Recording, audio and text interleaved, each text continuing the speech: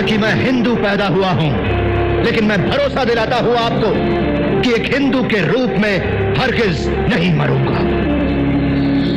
Doctor Bhimrao Ambedkar की doctor Bhimrao.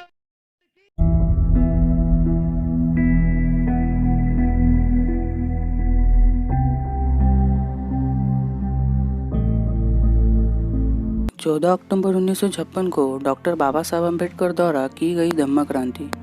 24 मई 1956 को doctor बाबा साहब अम्बेडकर मुंबई आए और उन्होंने मुंबई में बुद्ध जयंती के अवसर पर यह घोषणा की कि वह अक्टूबर में 1956 में बौद्ध धर्म का ग्रहण करेंगे। उन्होंने यह भी घोषणा की थी कि वह शीघ्र ही एक शानदार बुद्ध विहार का निर्माण करेंगे।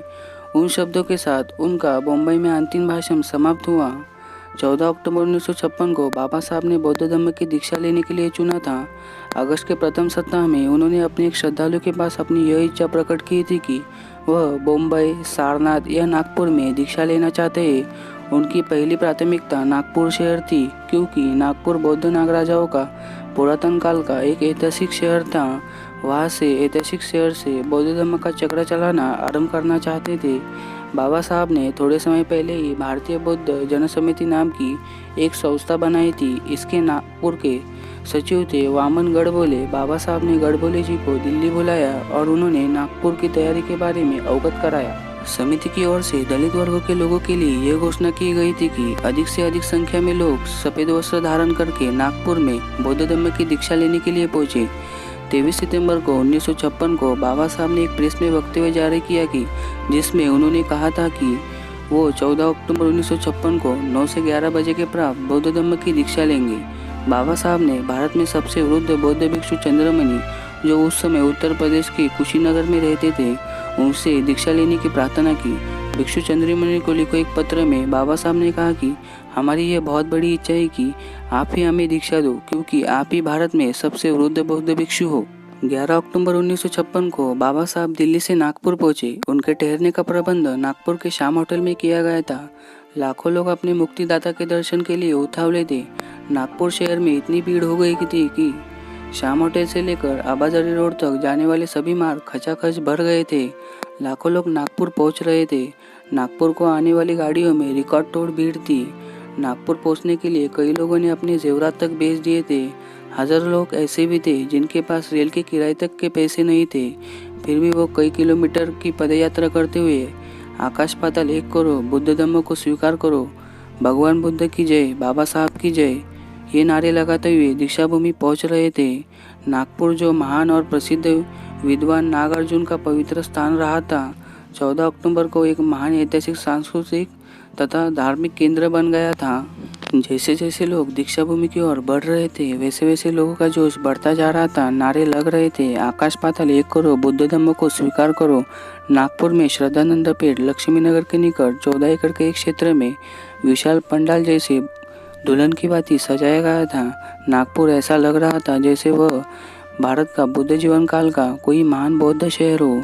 13 अक्टूबर की शाम को बाबा साहब ने प्रेस कॉन्फ्रेंस में बताया कि उनका बौद्ध धर्म वैसा ही होगा जिसका बुद्ध ने स्वयं प्रचार किया था और जो सिद्धांत बुद्ध ने बताए थे। हम हीनयान या महायान पंथ में नहीं फैलेंगे, हम अपितु बुद्धयान अर्थात बुद्ध की ओर से दिए गए धम्म पर ही चलेंगे। जब संवाददाताओं ने बाबा साहब से पूछा कि आप बौद्ध धम्म को क्यों अपना रहे हो, तो बाबा साहब ने कहा, आप यह प्रश्न अपने आप से और अपने पूर्वजों से क्यों नहीं पूछते कि मैं हिंदू धर्म को क्यों त्याग रहा हूँ और बौद्ध धर्म को क्यों स्वीकार रहा हूँ। बाबा साहब ने संवाददाताओं से पूछा कि वो यह क्यों चाहते हैं कि कुछ आरक्षित और राजनीतिक अधिकारों के लिए उनके अनुयायी अछूत बने रहे। बाबा साहब ने पूछा, क्या ब्राह्मण कुछ विशेषताओं के लिए अछूत बनने को तैयार है। बाबा साहब ने यह कहा कि वह बौद्ध धर्म को इसलिए स्वीकार रहे कि बौद्ध धर्म भारतीय सभ्यता का ही एक अंग है। मेरे धर्म परिवर्तन से भारत भूमि के इतिहास और सांस्कृतिक और परंपराओं पर कोई हानि न पहुंचे। उन्होंने यह भी भविष्यवाणी की थी कि बौद्ध धर्म की लहर सारे देश में फैलेगी। एक न एक दिन भारत फिर से बौद्ध देश बनकर रहेगा। बाबा साहब जैसे ही पंडाल में पहुंचे, पंडाल बाबा साहब की जय हो, बुद्ध धर्म की जय हो के नारों से गूंज उठा। 9:15 बजे का समय हो चुका था। मंच पर 2 शेरों के मध्य बुद्ध की खुली आंख हुई मूर्ति विराजमान थी। अगरबत्तियां जल रही थी। समारोह एक मराठी गीत से आरंभ हुआ जो एक महिला ने बाबा साहब की प्रशंसा में गाया था। सभी लोग बाबा साहब के पिताजी रामजी सबकर अम्बेडकर की स्मृति में स्मरणार्थ खड़े हो गए और उन्होंने 1 मिनट तक मौन धारण किया। इसके बाद समारोह की वास्तविक कार्यवाही आरंभ हुई। लगभग 7 लाख लोगों ने भिक्षु चंद्रमणि और उनके अन्य 4 साथी भिक्षुओं के साथ बाबा साहब ने दीक्षा ली। दीक्षा लेने वाले लोगों को 22 प्रतिज्ञा भी दिलाई और इस तरह से हमारे परम पूज्य महामानव बोधिसत्व डॉक्टर बाबा साहब अम्बेडकर जी ने हमें धम्मचक्र परिवर्तन दिन द्वारा गुलामी से आज़ादी दिलाई।